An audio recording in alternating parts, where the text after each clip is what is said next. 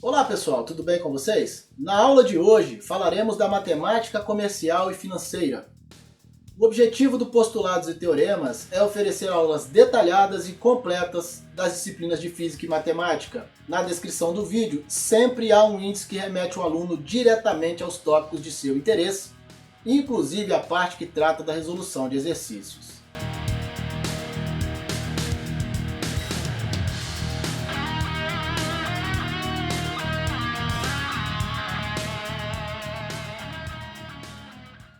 Bom, pessoal, vamos gravar aqui, começar a gravação de uma aulinha sobre matemática comercial e financeira.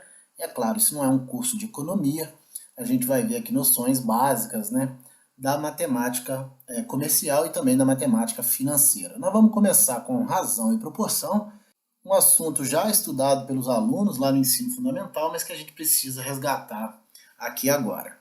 Dados dois números A e B com B diferente de zero, chamamos de razão de A para B, ou simplesmente razão entre A e B, nessa ordem, ao quociente A sobre B, que também pode ser indicado por A dividido por B. Galera, por que B tem que ser diferente de zero se a razão for nessa ordem, de A para B? Porque se a razão for de A para B, B será o denominador de uma fração, né? E a gente sabe que em matemática a gente não pode ter denominador igual a zero, tudo bem? Bom, o número A é chamado de antecedente e o B denominado consequente, tudo bem? Isso na razão. A igualdade entre duas razões é chamada de proporção. Muito importante isso daqui, né? Pois bem, aqui eu tenho uma proporção. Por quê? Porque eu tenho uma igualdade de razões. Aqui, ó, 450 está para 300, assim como 900 está para 600. Observe que essa igualdade é verdadeira. Ó. Se eu simplificar essa fração aqui por 2, eu vou obter como antecedente 450 e como consequente 300. Beleza? É isso que está escrito aqui. Ó. Pois bem, os números 450 e 600 a gente chama de extremos. 300 e 900 a gente chama de meios. Com isso, a gente pode enunciar uma propriedade que é muito famosa, né? Muito conhecida. Produto dos meios igual ao produto dos extremos. É isso que está escrito aqui, ó. A vezes D é igual a B vezes C.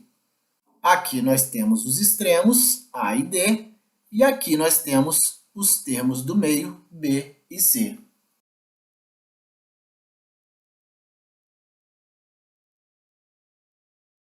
Grandezas direta e inversamente proporcionais.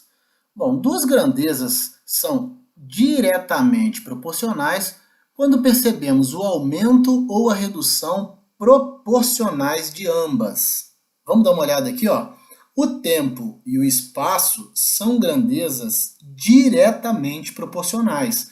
Vamos dar uma olhada por quê, ó. Observe que à medida que o tempo aumenta proporcionalmente o espaço percorrido. Claro, se a gente estiver falando do movimento uniforme, né? Mas, enfim, à medida que o tempo aumenta, aumenta também o espaço percorrido. 1 segundo, 2 segundos, 3 segundos significam 10 metros, 20 metros e assim por diante. Duas grandezas são inversamente proporcionais quando percebemos que enquanto uma delas aumenta, a outra sofre redução e vice-versa. O tempo e a velocidade são inversamente proporcionais. À medida que a velocidade aumenta, o tempo diminui. Isso porque quanto mais rápido eu for, menos tempo eu levarei de viagem, ok? Por exemplo,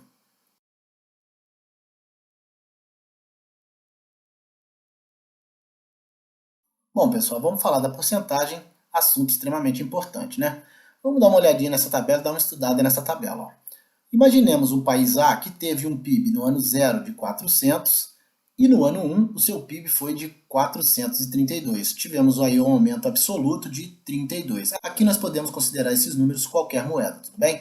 Já no país B, nós tivemos no ano 0 um PIB de 600 e no ano 1 de 642, um aumento absoluto de 42 no PIB. Olhando assim, a gente pode ser levado a pensar que o país B cresceu mais do que o país A. Isso porque o valor absoluto 42 é maior do que o valor absoluto 32. Mas em algumas vezes isso pode ser uma armadilha. A gente precisa transformar isso em uma igualdade de razões para poder compará-las e assim estabelecer de fato qual o país que cresceu mais. Vamos dar uma olhada aqui no que eu fiz exatamente aqui embaixo. Ó. A razão entre o crescimento do PIB e do PIB no ano zero é de 32 para 400 para o país A, 32 para 400, e de 42 para 600 para o país B, 42 para 600 para o país B. Bom, essas frações podem ser substituídas por frações de denominador 100, desde que sejam frações equivalentes. Vamos ver como é que a gente faz isso. Ó. Bom, para o país A, eu tenho a razão 32 para 400, tranquilo? Se eu simplificar essa fração aqui por 4, ó, eu vou obter uma fração equivalente, qual seja 8 centésimos. Ó, 32 dividido por 4 vai dar 8, e 400 dividido por 4 vai dar 100, beleza? Então eu descobri que a fração 8 centésimos é equivalente a 32 sobre 400. E com isso, pessoal, eu descobri que 8 sobre 100 é 8%. Aliás, 8% significa exatamente 8%, ou 8 sobre 100. Tranquilo? Vamos ver aqui para o país B. Ó. No país B, a fração lá, ó, a razão é 42 por 600. Se eu dividir essa fração aqui ó, por 6 agora, eu vou obter o denominador 100 e o numerador 7. Afinal, 42 dividido por 6 dá 7. E 7 sobre 100 é o mesmo que 7%. Com isso, eu faço a seguinte interpretação. Ó. Apesar de o valor absoluto do crescimento do país B ter sido maior do que o valor absoluto do crescimento do país A, na verdade, o país A cresceu mais do que o país B. Em outras palavras, o país A teve uma razão ou uma taxa de crescimento maior do que o país B. Ainda falando de porcentagens, né? As razões de denominadores 100 são chamadas de razões centesimais, taxas percentuais ou simplesmente porcentagens. Ou seja, galera, razões centesimais e taxas percentuais são sinônimos de porcentagem, tudo bem? As porcentagens elas podem ser indicadas com o numerador da razão seguido do símbolo de porcentagem. Nós vimos lá no exemplo anterior, né? 8% é 8 sobre 100, beleza? Então pode ser representada com o numerador seguido do símbolo de porcentagem, que significa divisão por 100, ok? Para calcularmos a porcentagem de um número, ou seja, o percentual de um número desconhecido, que aqui eu estou chamando de x, basta encontrarmos o produto n sobre 100 vezes x. Vamos ver aqui, ó. Se eu quiser saber 10% de 40, beleza? Basta eu fazer 10 sobre 100 vezes 40, tranquilo? Aqui ó, vai ser 1 sobre 10, 1 vezes 40, 40, dividido por 10, 4. Ou seja, 10% de 40 é igual a 4. Tranquilo? Vamos fazer outro? Se eu quiser saber 25% de 200, por exemplo, basta eu fazer 25 sobre 100 vezes 200. Vamos lá? Eu posso simplificar aqui dois zeros aqui, ó. Vai ficar 25 vezes 2, 50. Então, 25% de 200 é igual a 50.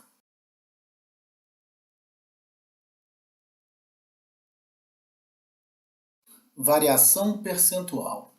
Consideremos uma grandeza que assume um valor V0 na data 0 e um valor VT na data T. Chamamos de variação percentual dessa grandeza entre as datas 0 e T o número I dado por I igual a VT dividido por V0 menos 1.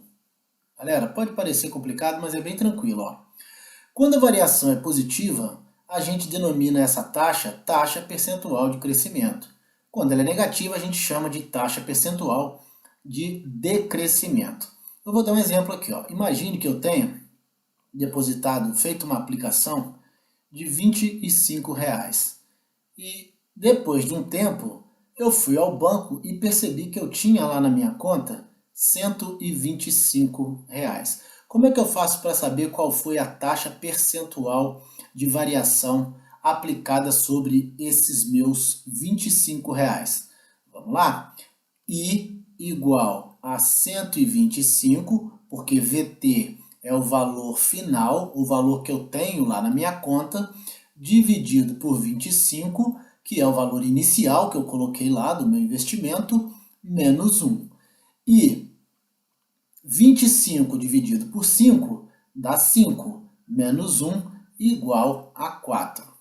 Só que esse 4 é um número inteiro, ele não está escrito na forma de percentual. E lembre-se, I é uma taxa percentual. Então vamos transformar isso aqui em uma fração de denominador 100. Como é que eu faço isso? Aqui ó, o denominador é 1. Se eu multiplicar por 100 o denominador, eu vou ter um denominador 100, porque 1 vezes 100 é igual a 100. Só que eu preciso fazer no numerador também essa multiplicação. Então eu terei 400 sobre 100 e 400 sobre 100 é 400%. Tranquilo? Então é por isso que meu dinheiro rendeu tanto, né? Porque a taxa de crescimento foi de 400%. Variação percentual sucessiva. Se considerarmos os tempos 0, T1, T2, T3 e assim por diante, e chamarmos I1 a variação percentual entre os tempos 0 e T1, concluímos que I2 será a variação entre os tempos T1 e T2 e assim sucessivamente. Os valores I1, I2 e I3 são chamados de variações sucessivas. Vamos lá, ó. Primeiro, esse tempo aqui, ó, as instituições financeiras usam muito o mês, né, como referência, ok? Mas podia ser dia, ano, trimestre, enfim. As instituições financeiras usam como mês, os bancos, né, usam o mês como referência, como unidade de tempo, tudo bem? Vamos imaginar que eu faça um investimento lá ó, no tempo 0, tudo bem? Bom, do tempo 0 até o tempo 1 vai ocorrer uma variação percentual. Do tempo 1 até o tempo 2 vai ocorrer uma outra variação percentual. Do tempo 2 ao tempo 3, outra variação percentual e assim sucessivamente. Como é que eu calculo o valor que eu vou ter ao final de todas essas variações percentuais sucessivas? Usando essa formulazinha aqui. Tranquilo? Vou limpar aqui um pouquinho, ó. Vamos lá, vamos entender essa fórmula? Bom, aqui eu tenho ó, o valor final, é o valor aferido ao final do período. Aqui o valor inicial, o valor da minha aplicação, vezes 1 mais a taxa 1, vezes 1 mais a taxa 2, vezes 1 mais a taxa 3, e assim sucessivamente. Professor, quantas vezes eu terei que repetir aqui? Quantas taxas eu vou usar? Depende da quantidade de tempo, né? Aqui, ó, são 3 períodos de tempo. Se eu tiver mais um período de tempo, ó, se forem 4 meses, por exemplo, eu terei que multiplicar de novo por 1 mais I4. Tranquilo? E assim sucessivamente. Bom, a gente viu no slide anterior como é que a gente calcula um valor acumulado, né? Agora nós vamos ver como é que a gente calcula a variação percentual acumulada, ok? A variação percentual entre as datas 0 e Tn damos o nome de variação percentual acumulada, conhecido como I acumulado, e expresso por I acumulado, ou a taxa acumulada é igual a Vn dividido por V0 menos 1. Vamos entender como é que essa fórmula aqui funciona. Imagine que eu tenha feito um investimento aqui ó, de R$ 25 no tempo 0, ok? Bom, com o passar do tempo, de T0 até T1, esse valor de R$ 25 vai sofrer uma alteração provocada pela taxa 1, beleza? Depois, do tempo T1 ao tempo T2, mais uma vez o valor sofrerá uma alteração provocada pela taxa I2. E mais uma vez, de T2 para T3, haverá um novo valor que será a alteração provocada pelo valor da taxa I3, beleza?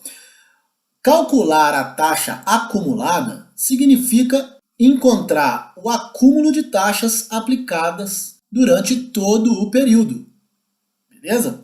E como é que eu faço isso? Vou limpar aqui, usando essa formulazinha aqui, ó. A taxa acumulada é igual a 1 mais a taxa 1 vezes 1 mais a taxa 2 vezes 1 mais a taxa 3 e assim por diante, menos 1. Como é que eu vou saber quantas taxas eu vou usar? Isso vai depender do número de meses ou da variação de tempo. Galera, eu estou usando sempre meses aqui porque as instituições financeiras usam como unidade de tempo o mês, mas podia ser qualquer outro, ok? Bom, então usando aqui o mês, falando em mês, se eu tiver 4 meses, eu terei que colocar aqui mais uma variação, ó, 1 mais e 4. Se forem 5 meses, mais uma, e assim sucessivamente.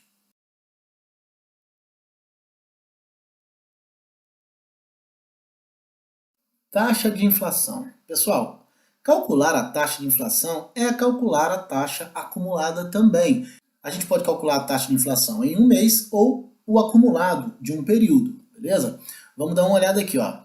Taxa de inflação. Inflação é o fenômeno persistente e generalizado dos preços de bens e serviços com consequente perda do poder aquisitivo da moeda. A inflação é usualmente medida segundo a composição de uma cesta básica com quantidades físicas bem determinadas. Como é que isso funciona? A autoridade financeira determina quais serão os itens que vão compor essa cesta básica e, a partir daí, faz a medição dos valores dessa cesta básica mês a mês durante o ano. Pois bem, se o preço da cesta básica em janeiro era R$ 200 e em fevereiro passou a ser 204, a inflação em fevereiro será medida por... Aqui a nossa formulazinha que a gente viu no slide anterior, não é isso? A taxa de inflação em fevereiro será igual a VN dividido por V0 menos 1. Bom, então a taxa em fevereiro vai ser 204, que é VN, é o meu valor final, né, do último mês em questão, dividido por 200, que é o meu mês de referência, janeiro, menos 1. Esse cálculo aqui vai me dar 0,02, que é igual a 2%, né? Por que 0,02 é 2%, gente? Porque 0,02 é 2 centésimos e 2 por 100 é 2%. Para calcularmos a inflação anual, por exemplo, usamos a variação percentual acumulada. Nós já vimos aí em slides anteriores. A inflação anual é calculada usando o mesmo procedimento de cálculo da variação percentual acumulada. Então, como é que fica? A variação acumulada, a taxa acumulada, é igual a 1 mais a taxa 1 vezes 1 mais a taxa 2 vezes 1 mais a taxa 3 e assim por diante. Beleza? A diferença é que aqui, ó, eu estou trocando a taxa 1, ó, pelo mês de janeiro. A taxa 2 é o mês de fevereiro. A taxa 3 é o mês de março. Beleza? Vai até dezembro, menos 1. Tudo bem? Então aqui, ó, se eu quiser calcular a inflação dos 3 primeiros meses do ano, aqui, ó, 1 mais a taxa de janeiro, vezes 1 mais a taxa de fevereiro, vezes 1 mais a taxa de março, menos 1. Essa seria a inflação trimestral acumulada, do primeiro trimestre acumulada.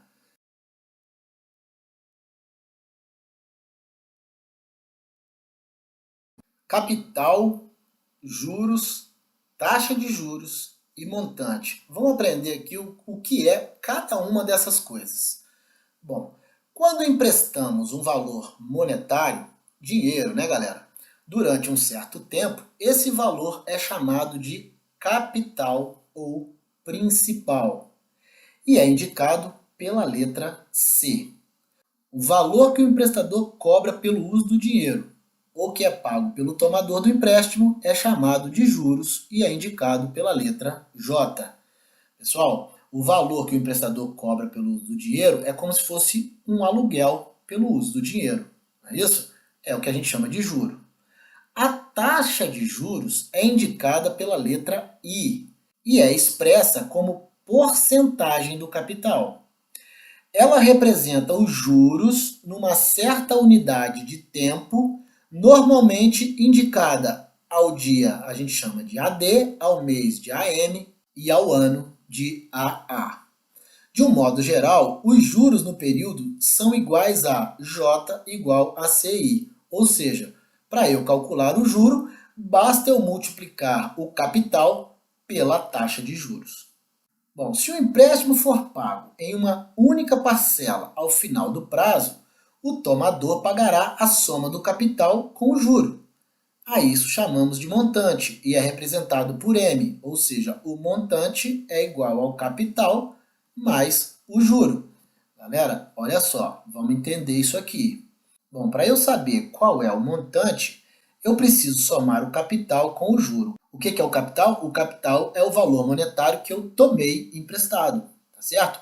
E o que é o juro? O juro é aquele valor cobrado pelo aluguel do dinheiro, aluguel entre aspas, né? Se eu somar os dois, eu vou ter o montante. Isso é claro, se o empréstimo for pago em uma parcela apenas. Então, eu peguei o dinheiro agora e vou pagar no final do mês. Quanto que eu vou pagar? Eu vou pagar o valor que eu peguei agora, somado ao juro, ao final do período.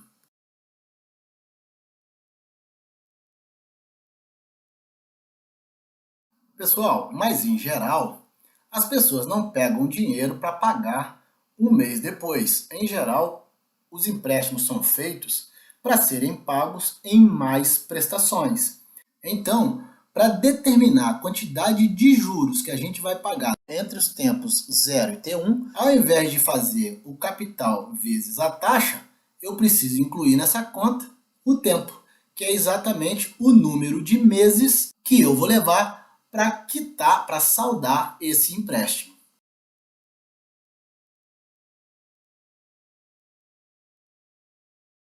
Desconto simples. Galera, isso aqui também é muito usado aí no dia a dia, né, no mercado financeiro, nos negócios em geral. Quando um comprador compra muitas unidades de um produto, é comum que ele peça um abatimento no preço.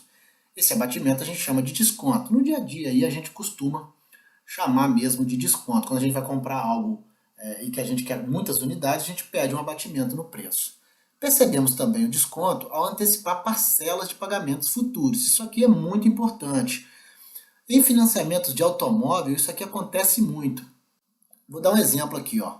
Imagine que eu queira financiar um carro em 24 parcelas, 24 prestações, tudo bem? Estão as prestações aqui escritas aqui, ó. Se eu pagar a 24ª parcela junto com a primeira, eu terei um desconto porque eu estarei antecipando a 24ª prestação em 23 meses. Se eu pagar a 23ª com a segunda, eu terei um desconto equivalente à antecipação de 21 meses. Eu estarei pagando com 21 meses de antecedência. Beleza? E é exatamente esse desconto que eu chamo de desconto por antecipação de parcelas futuras. E como é que eu calculo isso? Está aqui a fórmula. Ó. D igual a N maiúsculo vezes D minúsculo vezes N minúsculo. E o que significa cada uma dessas coisas? N é o valor do título ou promissória, o valor da dívida. D é a taxa de desconto percentual. E N é o tempo que a pessoa está antecipando o pagamento. A diferença N menos D é chamada de valor descontado ou valor líquido. Então eu faço a subtração de N, que é o valor do título, ou seja, o valor total da dívida, menos o desconto que eu encontro com essa fórmula, e isso vai me dar o valor descontado, o valor líquido ou valor descontado.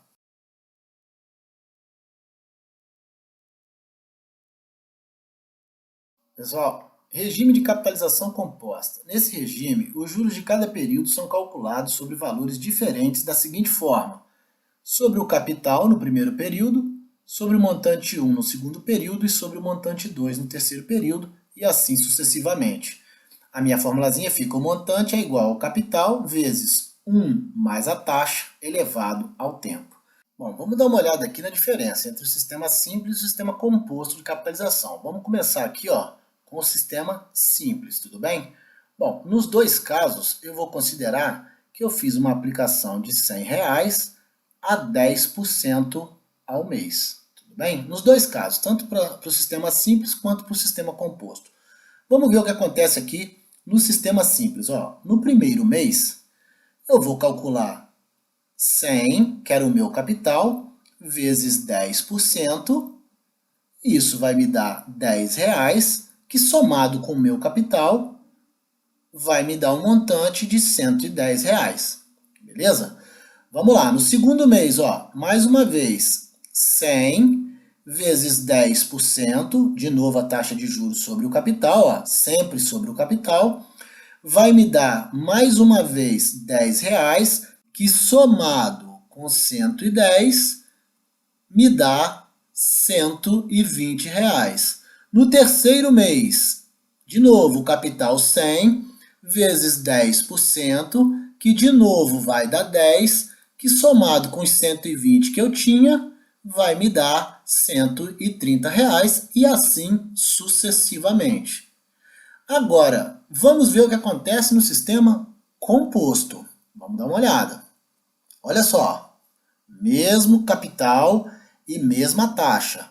Bom, no mês 1, eu vou ter o capital R$ 100 vezes a taxa de 10%, que vai dar R$ 10, que somado ao capital vai me dar o montante de R$ 110. Até agora, a mesma coisa, né? Vamos lá no segundo mês, ó. Ao invés de fazer 10% sobre o capital, eu vou fazer 10% agora sobre o montante. Observe que nos juros simples, eu sempre faço a taxa sobre o capital, ó, sobre 100 sempre. Ó. Aqui não, ó, o que vai acontecer? 110 vezes 10%, isso vai dar 11, que somado ao montante que eu tinha, que é 110, vai me dar 121. Opa, já é diferente, tá vendo? Vamos para o terceiro mês. No terceiro mês, eu vou fazer 121, que era o montante que eu tinha no mês passado, vezes 10%. Isso vai dar 12,10 ou 12,10 centavos, somado com 121 que eu tinha no mês passado, vai me dar 132,10. Olha a diferença. E assim sucessivamente. As instituições financeiras, obviamente, usam juros compostos, beleza? E por que isso? Porque é mais vantajoso para elas, obviamente, né? A legislação permite, assim elas fazem. E por que é mais vantajoso? Observe o seguinte, como eu já disse, ó, o juro incide a cada montante anterior, tá vendo? E não sobre o mesmo capital como no juro simples. Tudo bem? É isso, inclusive, que está falando aqui, ó.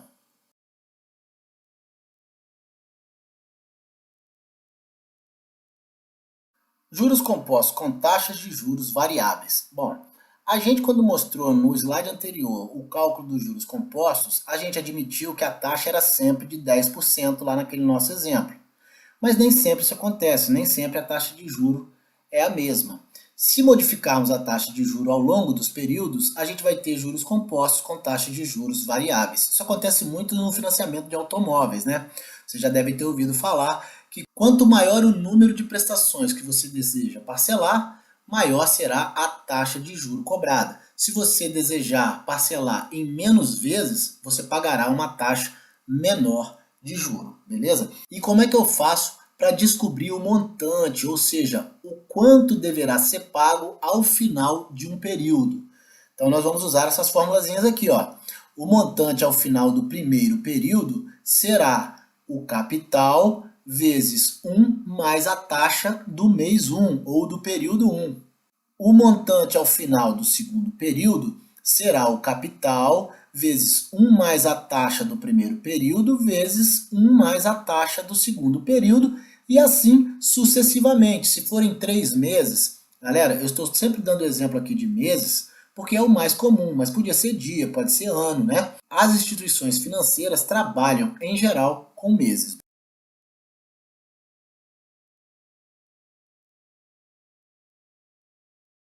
Pessoal, de modo geral, eu dei exemplos aqui de depósitos únicos, né? Ou de investimentos únicos. Imagine que eu coloque lá na caderneta de poupança um valor único de R$ 100 e fique esperando esse dinheiro render um juro, né? É um valor único, um depósito único, beleza? Ou imagine que eu tome emprestado, né, um valor de R$ 80, por exemplo, e esse valor vá rendendo juro para que eu tenha que pagar depois a minha dívida, né? Todos esses exemplos são exemplos de depósitos ou tomada de empréstimos com valores únicos. Mas o que acontece na vida real, muitas vezes, é o seguinte, ó. No mês 1, eu fui lá e depositei R$ 25. No mês 2, eu estava com mais dinheiro sobrando, fui lá e depositei 50. No mês 3, eu de novo tive um problema lá financeiro e tive que depositar só R$ 10. No quarto mês, melhorou um pouquinho e eu botei 15. E assim sucessivamente, beleza? Como é que eu faço para calcular o valor que eu vou ter ao final dessa aplicação toda? Usando essa fórmulazinha aqui. E o que é Y1? Y1 é o valor aplicado no mês 1. O que é Y2? É o valor aplicado no mês 2. O que é Y3? É o valor aplicado no mês 3. O que é Y4? É o valor aplicado no mês 4. Dividido por 1 mais a taxa elevado ao tempo. Bom, no mês 1 eu tinha 25, então elevado a 1. No mês 2, elevado a 2. No mês 3, elevado a 3. No mês 4, seria elevado a 4.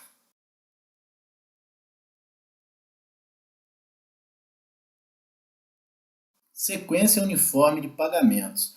Considerando um valor financiado V, que deve ser pago em prestações iguais de valor P, nas datas 1, 2, 3 e assim sucessivamente, e supondo que a taxa de juros cobrada seja I, por período de tempo, chamamos esse conjunto de sequência uniforme de pagamentos, sendo o valor V dado por essa fórmula aqui. Galera, o que vem a ser a sequência uniforme de pagamentos? Vamos lá. Quando você vai financiar um automóvel, a taxa de juro ela é variável, ok? Geralmente, quando você financia em mais vezes, você paga uma taxa de juros maior. Aquele que financia em menos prestações acaba pagando taxas menores. Pois bem, só que a variação da taxa não é percebida na hora do consumidor pagar a prestação, porque a prestação ela é fixa, ela é paga em valores fixos, correto? E como é que é feito esse cálculo para que o consumidor pague em valores fixos? É encontrado o valor total da dívida, considerado, obviamente, os juros compostos em cima de cada prestação, e depois de posse desse valor total, se divide o valor pelo número de parcelas. Como é que é encontrado esse valor total para depois fazer essa divisão pelo número de parcelas? Usando essa fórmula.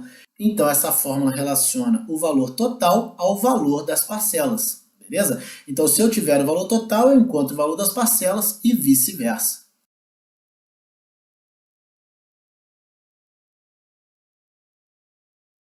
Montante de uma sequência uniforme de depósitos. Galera, depositar um dinheiro em sequência é como se você estivesse fazendo um pagamento, correto?